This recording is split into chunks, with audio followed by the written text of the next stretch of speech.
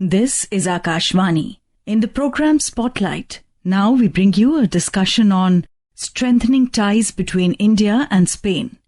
The participants are Professor Gulshan Sachdeva, Center for European Studies, JNU, and Aditya Shukla, Akashvani Correspondent. Prime Minister of Spain, Pedro Sanchez, was on 2-day visit to India. The visit was historic as it was the first visit by Spanish leader in 18 years. Accompanied by key ministers and a business delegation, the visit aimed to deepen bilateral relations between the two countries. To have a detailed discussion on it, we have Professor, Center for European Studies in JNU and an expert in international affairs, Professor Gulshan Sachdeva with us. Welcome, sir. Thank you. Prime Minister Modi and Prime Minister Sanchez jointly launched the Tata Aircraft Complex for manufacturing of C-295 military aircraft in Vadodara yesterday. This is the first private sector final assembly line for the manufacturing of military aircrafts in India. I have two questions regarding this. One, please tell us about C-295 program, and two, how this will bolster our Make in India initiative. This is very important project. The leaders yesterday were mentioning that this is linking best of Spain to best of India. It means the best of Indian private companies with the best of companies in Europe and in Spain. We plan to buy 56 aircrafts from Airbus. I think 60 have already been delivered. But the rest of the 40 C-295 aircrafts will be assembled at this particular in the Tata Advanced Systems in Gujarat. So I think the main engine would be supplied by Airbus, but most of the components would be basically manufactured here in India. The first aircraft would be out, I think, within 2 years, and rest by 2030, I think that's the 38, 39 aircraft also would be delivered. It's a new, I would say, milestone in different ways. One is that we are bringing private sector into this. Second thing is when we are actually start manufacturing a military aircrafts with any other country, that also means that, there is a certain convergence of strategic ideas between that particular country. And Airbus is not just only a Spanish company. Airbus is a European company where you have a French, German, Spanish partnership and also British partnership. It means we are also bringing Indian manufacturing capacities and linking them with a huge company like Airbus and in a very specific area. And as Prime Minister yesterday was mentioning, that Indian airline companies have ordered about 1,200 aircrafts for new aircraft for their airlines. So it means there is a huge market for aircraft in India itself, not just only for military purposes, but also hugely for the civilian purposes. So if we are able to manufacture, or at least first starting with assembly and later on, maybe our companies would be able to develop further expertise in it. And at some point in future, they'll be able to produce the full aircraft in India. So this is the beginning of that particular new phase of Indian manufacturing. And if we are able to demonstrate that India is able to do that, then I think we'll be able to attract many more international companies and also investment into not just only in the aviation area and in the aircraft manufacturing, but many other areas. So this is very important, I would say, development which has taken place, which will help strengthening our whole Make in India program. What are the other highlights of the visit of Spanish Prime Minister? Even today, when he was speaking to the business people in Bombay and at other forums, what the Prime Minister Sanchez was also saying that our relations are already very good, but we can do many more things. We can do more business, we can do more investments, we can do more operation, we can do more exchanges. As you know, the Spanish economy is a pretty large economy within the European Union. If you look at within the EU, after France, Germany and Italy, this is the fourth largest economy. And in fact, if you look at even G20 economies, although Spain is not part of G20, but Spanish economy is larger than many of the G20 economies as well. That's why in all G20 meetings, Spain is always a permanent invitee. And in the last few years, particularly after pandemic, Spanish economy is doing pretty well. In fact, the growth rate of the Spanish economy is much higher than many other economies within the Eurozone. And now the Prime Minister of Spain has clearly identified that the modernization of Spain will be driven by twin transition, which is the green transition and digital transformation. And in that context, I think he might have identified India as well, because in India also you can see Indian economy is one of the fastest growing economy within G20. And then we also have a large, ambitious program both for the green transition and also from digital transition. So how we can link strengths of the European and Spanish economy with the strengths of the Indian economy. I think in that sense, in the long run, many of those things will be able to identify, and already there is reasonable trade between India and Spain, and more than 280 Spanish companies are in India. and 70, 80 Indian companies are also operating in Spain. So there are large possibilities. And particularly in the last 10, 15 years, our relations with the European Union has strengthened. We are negotiating different things. The trade agreement, investment agreement, we are negotiating. We also have a trade and technology council with the European Union. Since Spain is a very important member within the European Union, so many things when we do with the European Union would also affect directly bilateral relations with Spain, and certain things where they have certain strengths, we can also do it bilaterally, particularly in the areas of culture, tourism, etc. Because Spain is also a very important center of tourism, and they also have a very important program of rail modernization. They have started, the high-speed trains in large cities within Spain. So there are many areas where I think there's the possibilities of further cooperation between India and Spain. And this particular visit have, I think, highlighted many of those areas. If we talk about the key MOUs between the two countries, these were in the field of rail transport, customs, investments, as you already had mentioned. Sustainable energy is one of the aspects. So we would like to know more about this collaboration. All European countries, they have very ambitious program of green transition and renewables. And there is a total, I would say, acceptance of many of those policies in the different political parties within Europe and different countries within the European Union. So there are also all the ambitious targets. By 2050, the whole European Union want to be net zero, and some countries even before that. And Spain have very important areas in which they have developed certain technologies. Since we are also having our own program of green transition, we also have ambitious programs. Like a large part of electricity in Spain comes now from renewables, and by 2030, they plan to have something about 80% electricity is coming only from renewable. Similarly, we also have the similar kind of ambitious programs.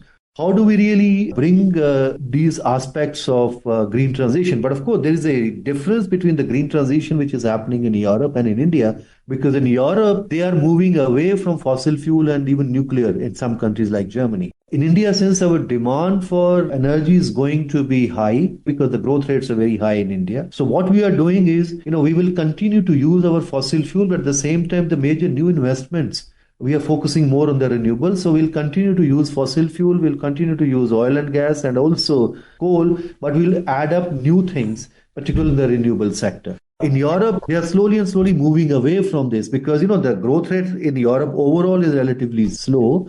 They still feel that they'll be able to provide large part of their energy requirements mainly from the renewables in the coming years and decades. So there are different ways transition which is taking place, but still there are new technologies which are being developed in Europe which can benefit other countries including India. So what we are really trying to build partnerships with all countries in Europe and also with Spain particularly, that whatever technologies they are developing in the areas of green transition, if they are able to transfer and share those technologies in the development sector in a country like India and in any other developing country, that will really benefit, because ultimately climate change and the environmental issues are not just affecting India. If something positive is going to happen in India and Europe, it's going to benefit everyone. And many of the development projects also which Spain perhaps is implementing and other European countries are implementing is in the area of development. And of course, the whole auto system, the automobile industry is going through major transformation. After 10, 15 years, most of the automobiles are going to be very different than the kind of automobiles we are using. And every country is also competing because this is also going to provide new businesses. Competition between Europe and China, between other countries. Major churning is taking place. So green transition is a big challenge. At the same time, also a major opportunity for new businesses for everyone. I think this is where we are trying to build certain partnerships with the European countries and with Spain where we identify. How significant is the visit of Prime Minister of Spain, especially as it happened after 18 years? Also, if you can give a brief overview of the relations between the two countries, as we see the bilateral trade between the two countries has witnessed growth in recent past. Our relations with Spain and with other European countries, as I was mentioning, has really become very close. The major, I think the change which has taken place in the last 10, 12 years is that, earlier we were looking at European countries mainly through the prism of economic matters. Means, Europe was an important partner for trade and investment, which of course it's continued to be an important partner, and also technology, because, if you look at all the, financial and technical collaborations of many of the Indian companies, a large number of their technical and financial collaborations are with the European companies. So that is a very important part which will continue to drive our relationship. But what has really changed in the last few years is we are also becoming closer in strategic matters. How the reforms of the global institutions are going to take place, the understanding of what kind of free and Indo-Pacific area is going to be. So many of those issues, global issues, and what is happening in Middle East, what is happening in Europe, different conflict spots. So there are certain convergences which are taking place between India and Europe. But of course, within Europe also we can see that it's not that all 27 countries within the European Union, they have a similar view. Of course, they do have a lot of coordination taking place. Now, similarly, the Prime Minister Sanchez, his own viewpoint about Ukraine, of course, they are part of European Union, so they are supporting financially and otherwise Ukraine. But at the same time, he's also very clear that Europe should not be seen as having double standards on different conflicts. So he has also taken very strong view about what is happening in the Middle East. He recently recognized the state of Palestine. Similarly, about China, the Spanish Prime Minister has slightly different viewpoints, say, for example, compared to France and other countries. So those kind of debates are taking place. And I think this is very useful. When those kind of discussions about the global major issues are taking place in Europe, and when our relations with Europe has become closer. So we are not just talking about today only about trade and investment, and even technology itself has become very, very geopolitical issues. Since technology is going to drive future growth anywhere in the world, who is going to control those technologies? And in that context, I think that the kind of conversations which are taking place or the agreements which are taking place between India and the European countries will also be very, very useful. Like we have a Trade and Technology Council with the European Union.